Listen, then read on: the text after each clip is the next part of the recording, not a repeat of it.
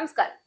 American രാഷ്ട്രീയത്തിൽ വീണ്ടും ഒരു വലിയ അകത്തള കലഹത്തിന്റെ സൂചനയായി മാറുകയാണ് കാഷ് പട്ടേൽ പുറത്താക്കപ്പെടുമെന്ന റിപ്പോർട്ടുകൾ.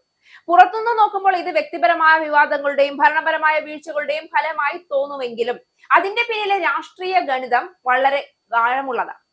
FBI മേധാവി സ്ഥാനത്ത് നിന്ന് കാഷ് പട്ടേലിനെ പുറത്താക്കിയേക്കുമെന്നാണ് അവസാന റിപ്പോർട്ട്. ഇക്കഴിഞ്ഞ മാസങ്ങളിൽ അദ്ദേഹത്തിനെതിരെ ഉയർന്ന അമിത മദ്യപാനം ഉൾപ്പെടെയുള്ള ആരോപണങ്ങളുടെ പശ്ചാത്തലത്തിലാണ് നീക്കമെന്നാണ് സൂചന.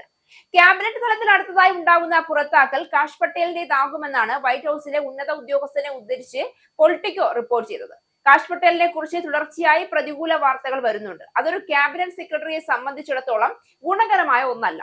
ഈ വിഷയത്തിൽ ട്രംപിനും അതൃപ്തിയുണ്ട് എന്നും റിപ്പോർട്ടുകളുണ്ട്. ട്രംപ് ഭരണകൂടത്തിൽ കാര്യങ്ങൾ അത്ര സുഖകരമായല്ല നീങ്ങുന്നതെന്ന സൂചനകൾക്കിടയിലാണ് കാഷ് പട്ടേലുമായി ബന്ധപ്പെട്ട വാർത്തകൾ പുറത്തെത്തുന്നത്. ഇക്കഴിഞ്ഞ ഫെബ്രുവരി മുതൽ 3 ക്യാബിനറ്റ് അംഗങ്ങളെയാണ് ട്രംപ് ഭരണകൂടത്തിൽ നിന്ന് പുറത്താക്കിയത്. അറ്റോർണി ജനറൽ ആയിരുന്ന പാം ബോണ്ടിയെ ഏപ്രിൽ മാസമാണ് പുറത്താക്കിയത്. ഹോംലാൻഡ് സെക്യൂരിറ്റി സെക്രട്ടറി സ്ഥാനത്ത് നിന്ന് ക്രിസ്റ്റ്യൻ നോയത്തിനെ മാർച്ച് മാസത്തിൽ മാറ്റുകയും പകരം ഷീൽഡ് ഓഫ് അമേരിക്കാസിലേക്കുള്ള പ്രത്യേക പ്രതിനിധിയായി നിയമിക്കുകയും ചെയ്തിരുന്നു. ലേബർ സെക്രട്ടറി ആയിരുന്ന ലോറി ഷാവേസ് ഡിമറിന് സ്വഭാവ ദൂഷ്യ ആരോപണത്തെ തുടർന്നാണ് സ്ഥാനം ഒഴിയേണ്ടി വന്നത്.